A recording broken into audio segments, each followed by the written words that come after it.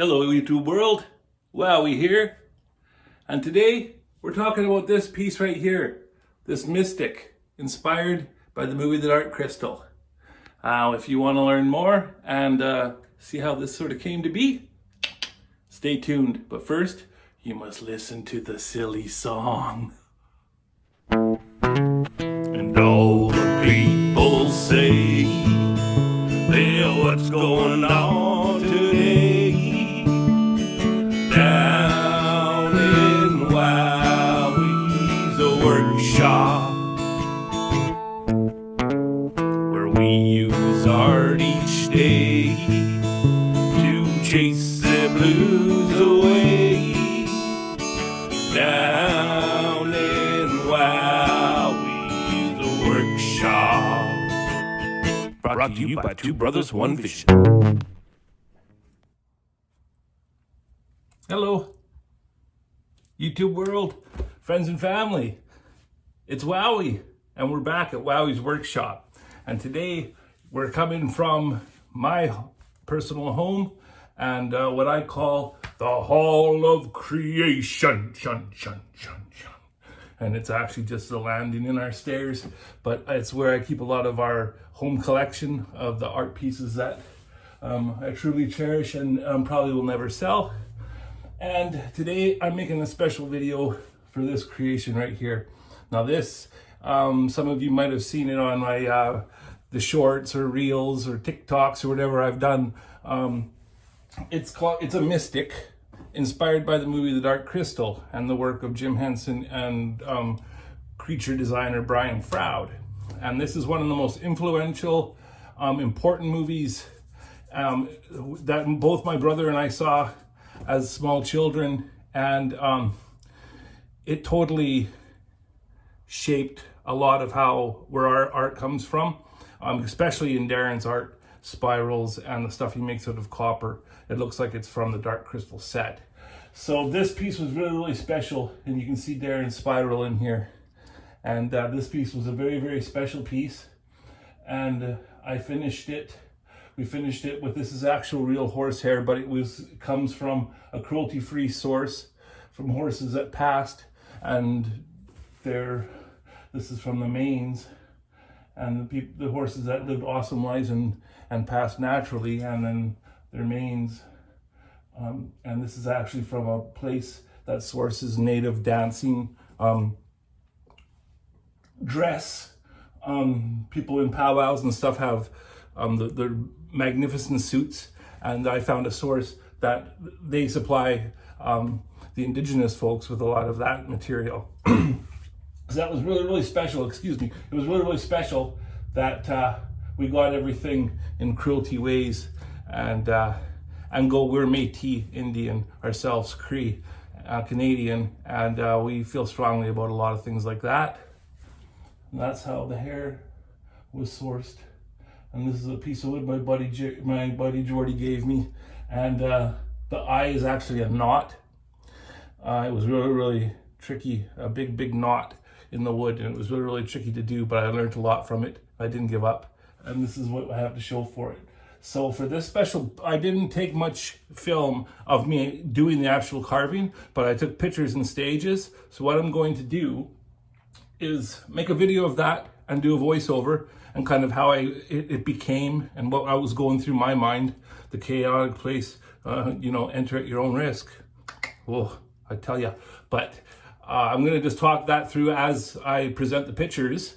And also I'm going to take you up into the studio, and I'm going to show you some of the stuff that I actually have. We have a collection of limited edition pieces from the Dark Crystal, and I'll show you a couple of pieces of that up there, and a book that we have, a very, very special book of Brian Froud art. And yeah, and then you'll understand a little bit more how we tick as Two Brothers, One Vision, the weirdos we are, right? Okay, so I'll get the cameras changed out and we'll go up to the studio and check that out.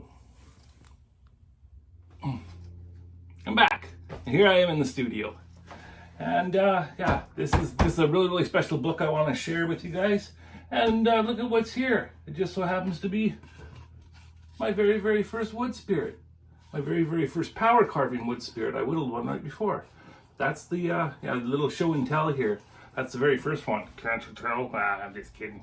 You know, I love my very, very first carving. Just joking. Okay. Now look at this. Brian Froud, The World of the Dark Crystal. This book, man, encompasses, like, and we have a bunch of other books too.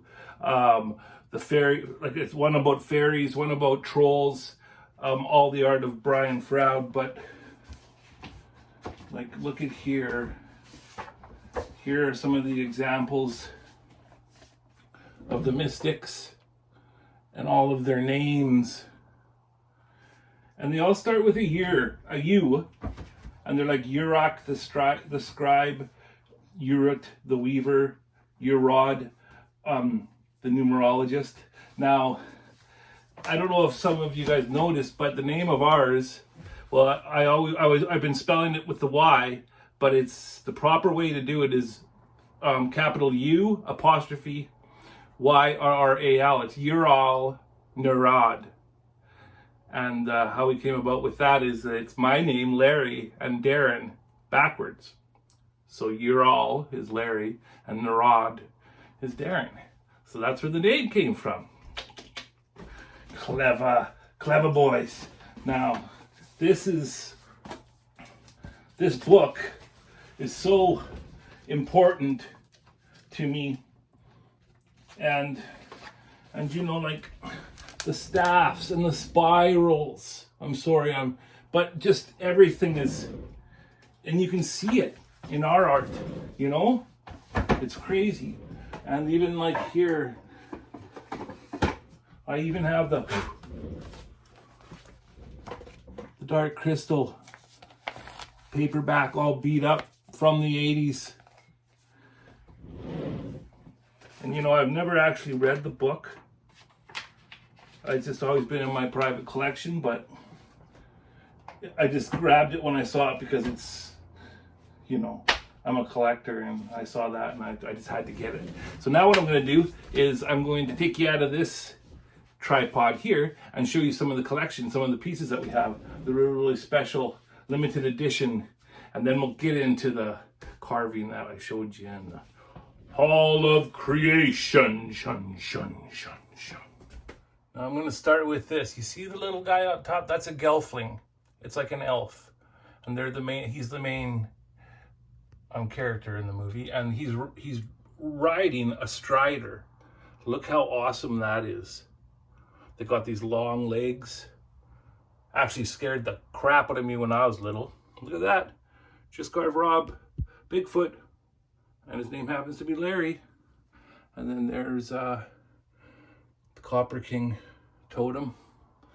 Okay, that was the first part. Now excuse the mess, because this is the lab where I do the electroforming. That's my little lab setup there. But here is the dark crystal pieces. Now there is a mystic. See him? So awesome. And then there is the counterpart. See, the story is that the Skeksis and the mystics were once beings. You see the guy in the back? That scared me bad when I was little. That's when the two become one. And that's what they're meant to be, is that crazy creature. But the shard, the story is that the shard got broken of the dark crystal, and it split everything in two, and it put everything into turmoil. Now this is a little mystic, but he's like one of those special edition, I don't know what they're called. And you see all these little things, that's all stuff that my wife has made, the little felt guys. And then you're gonna see keys all over the place. And then here, this is Olgra. And she's like the crazy lady who knows, and she's like the shaman, fortune teller, future seer. And she's a major important character in the movie. And then this is one of their creatures of the bad guys, the Skeksis. They send them out to get, you see that little guy back there in the cage underneath him? That's a pod person. They steal those little guys and then they drink their essence, and that's how these guys live forever. They drink the essence of the little tiny pod people. crazy, eh? And to see that as a kid, man, just blow your mind. But Olga, I actually have some ram horns set aside, and I am one day going to try and carve her out of a big burl. And I plan to do a sketches, like the counterpart of the one that I carved. I would like to do a sketches to go with it. And one more time, there's the Mystic. So yeah, that's some of our very, very special dusty collection. Here's a special smudge wand my brother and I made out of a knot, the feathers. We wove that all together with scrap wire. And then made this special hanger for it, and that's for smudging. Little copper leaf by my brother. Okay guys, well, I guess that takes us to the portion of the video where I show you the stages of creation of Ural Nerrad. And I attempt to do a voiceover. Thank you guys for watching. If you made it this far, we truly appreciate it. There is no YouTube without you. Much love. Now on to the video. And this is where it all began. Now you can see that large knot there. And anybody who carves knows knots are way harder than the surrounding wood. And here, yeah, I'm getting my sand on. I think I sand probably 10 times the amount that I actually carve. I just have a thing for it. Especially with these mandrels, you can just go to town. And of course, I stand while I carve, so that's me doing my thing. Now here I am establishing the profile. I don't have any bandsaw and I don't have a good jigsaw actually, so I just use my kutzall flame burr to make a track, and as I go deeper and deeper and deeper, it eventually breaks through. And yeah, I actually don't mind cutting sometimes like that. It's kind of chill. Some folks said I should make it into crow in the beginning, which is a good idea, but I had my vision set on the Mystic. I just didn't know how it was going to happen. And slowly but surely, I'm bringing that eye forward and starting with the spirals and the different markings on his muzzle, I guess you'd call it. Now here, I had worked a lot on the eye, and you can really see things becoming established now. He's starting to come alive. And the pictures can't show, but that's a lot of time. A lot of time and a lot of thought. I kept on going deeper. I wanted this thing to look like it could start breathing. Now here is right after I did what I call the potion, but it is the steel wool and vinegar. And it creates a gray, but it all depends on the wood. Every time it's different, but it creates a potion that'll make it. I use it to match my driftwood colors primarily. And here you can see that's after letting it dry in the sun, couple of coats. Now here is where I started to get nervous, to be honest. It's time for the eye. I knew what I had to do, but let me tell you folks, it took some courage to just get her done. So the plan being, black paint, a couple of coats of acrylic black paint, and then sealed with UV resin. The hard UV resin. And even you might possibly have to do 2, but one good thick dose. So that was the plan. Had to pull up the old britches. And now if any of you guys know us, we go by the round to it. And that's, you gotta do it to it. And there it is. My antique round to it. We'll talk more about that soon, friends and fam. The round to its are coming back.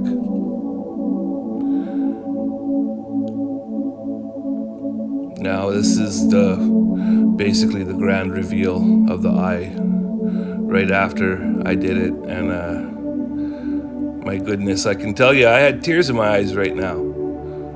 I know I'm a big sap and a big softy, but there's just something that happens when you put so much time and love and thought into something and it actually goes good. You guys know what I mean. I was pretty stoked this day. There I am hardening it, making sure. I overdid it, but I had to make sure that it wasn't soft. And it wasn't the most sunny day. It's really good to put that out in the sun. It'll harden good, that UV resin.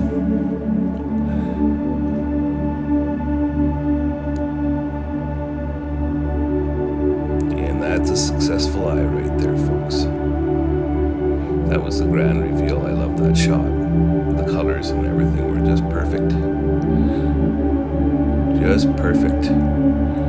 And next came the hair. And if I was scared about the eye, let me tell you, I was double scared about this hair. So what happened is my wife, being the hairdresser for a large part of her life, she knew how to make plugs with hot glue.